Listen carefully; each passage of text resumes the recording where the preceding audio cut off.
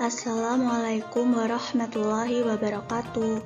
Saya Alfiana Maharani dari kelas MBS 1D akan memaparkan sedikit materi tentang kebijakan fiskal. Pengertian kebijakan fiskal dalam ekonomi konvensional. Dalam ekonomi konvensional, kebijakan fiskal dapat diartikan sebagai langkah pemerintah untuk membuat perubahan dalam sistem pajak atau pembelanjaan.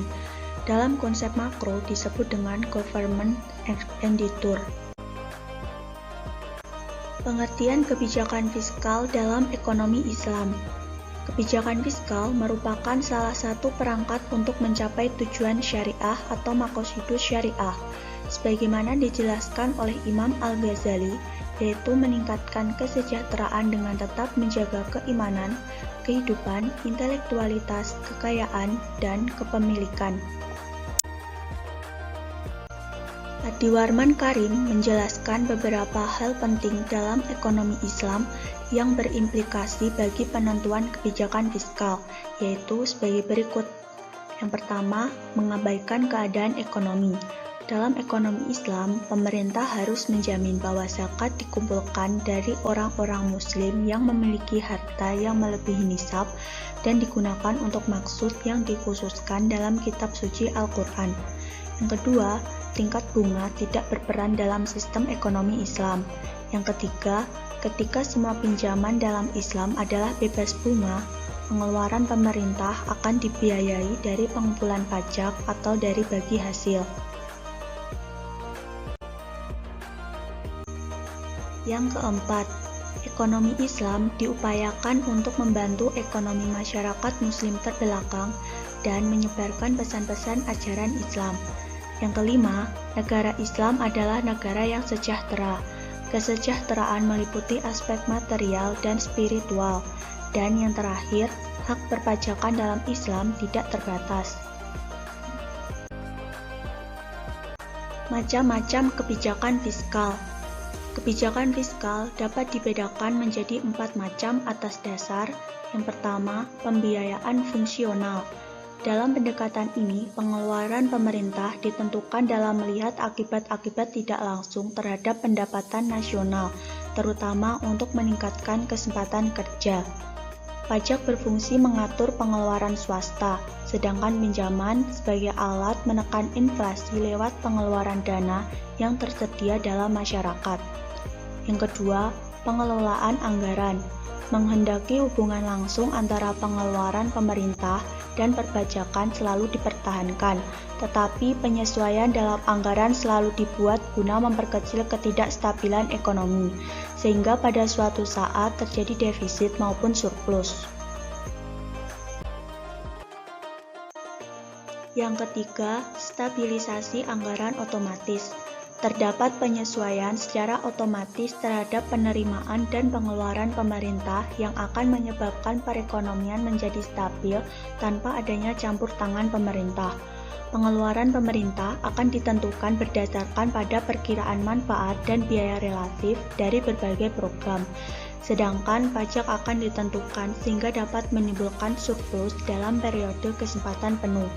Dan yang terakhir, anggaran belanja seimbang. Adanya keseimbangan antara penerimaan dan pengeluaran pemerintah dalam jangka panjang agar terjadi keterkaitan dalam perekonomian sehingga memperoleh kepercayaan masyarakat. Dalam sistem ekonomi konvensional, sumber penerimaan pemerintah terdiri dari 3 bagian. Pertama, berasal dari pungutan pajak. Kedua, berasal dari penerimaan negara bukan pajak. Dan yang ketiga adalah hibah atau bantuan dan pinjaman luar negeri. Penerimaan negara dalam ekonomi konvensional dibagi menjadi 3 bagian, yaitu yang pertama penerimaan pajak, berupa pajak dalam negeri seperti pajak penghasilan, perseroan, pertambahan nilai, penjualan, dan sebagainya. Kemudian pajak perdagangan internasional. Yang kedua, penerimaan negara bukan pajak, berupa penerimaan sumber daya alam, bagian pemerintah atas laba BUMN, penerimaan negara bukan pajak lainnya. Dan yang ketiga, ada hibah dan bantuan luar negeri. Pengeluaran negara dalam ekonomi konvensional dibagi menjadi dua bagian. Yang pertama ada belanja negara, belanja pemerintah pusat, dan belanja daerah. Yang kedua ada pembiayaan, dibagi menjadi pembiayaan dalam negeri, pembiayaan luar negeri, dan tambahan pembiayaan hutang. Mengenai sumber pendapatan negara atau Baitul Mal dapat dikelompokkan menjadi tiga. Yang pertama, bersumber dari kalangan muslim, seperti zakat, zakat fitrah, wakaf, nawaib, sedekah, dan amwal fadlah. Yang kedua, penerimaan yang bersumber dari kalangan non-muslim, seperti jizyah, kharaj, dan usur. Yang ketiga, penerimaan dari sumber lain, seperti ghanimah, fa'i, uang tebusan, hadiah dari pimpinan negara lain, dan pinjaman pemerintah, baik dari kalangan muslim maupun non-muslim. Sumber penerimaan dalam pemerintah Islam dibagi menjadi tiga, yaitu dari warga muslim, berupa zakat, wakaf, sedekah, dan pajak pertanian. Dari warga non-muslim, berupa jizyah, kharaj, pinjaman, dan usur. Dari sumber lainnya, seperti hadiah, fa'i, ghanimah, uang tebusan, dan pinjaman. Pengeluaran pada pemerintahan Islam. Mengenai pengeluaran negara selama masa pemerintahan Rasulullah SAW secara sistematis digunakan untuk hal-hal tertentu, diantaranya biaya pertahanan seperti persenjataan, unta, dan persediaan, bantuan untuk orang yang belajar agama di Madinah, penyaluran zakat dan usur kepada yang berhak menerimanya, jamuan untuk delegasi keagamaan, utusan suku dan negara, serta biaya perjalanan, dan masih banyak lagi. Para ulama terdahulu telah memberikan kaidah-kaidah umum yang didasarkan dari Al-Quran dan As-Sunnah dalam memandu kebijakan belanja pemerintah. Di antara kaidah-kaidah tersebut adalah: yang pertama, pembelanjaan pemerintah harus dalam koridor maslahah. Yang kedua, menghindari masakoh atau kesulitan dan mudarat harus didahulukan ketimbang melakukan pembenahan. Yang ketiga, kaidah al-wi'um bi al-gunmi, yaitu kaidah yang menyatakan bahwa yang mendapatkan manfaat harus siap menanggung beban. Dengan kata lain, yang ingin beruntung harus siap menanggung kerugian. Yang keempat, kaidah malayatim al-wajib illa bihi fahuwa wajib, kaidah yang menyatakan bahwa sesuatu hal yang wajib ditegakkan dan tanpa ditunjang oleh faktor penunjang lainnya tidak dapat dibangun, maka menegakkan faktor penunjang tersebut menjadi wajib hukumnya. Kebijakan belanja umum pemerintah dalam sistem ekonomi syariah dibagi menjadi tiga bagian. Yang pertama, belanja kebutuhan operasional pemerintah yang rutin.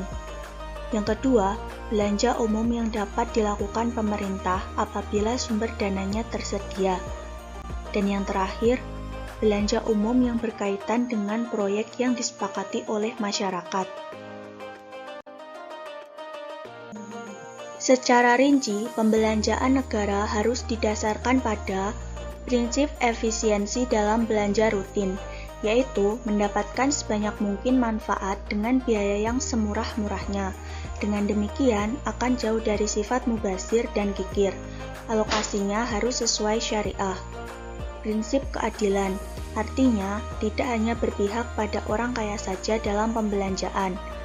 Prinsip komitmen pada syariah dengan skala prioritas dari yang wajib, sunnah, mubah, hajiyah, dan kamaliyah. Sekian yang dapat saya sampaikan, kurang lebihnya saya mohon maaf. Wassalamualaikum warahmatullahi wabarakatuh.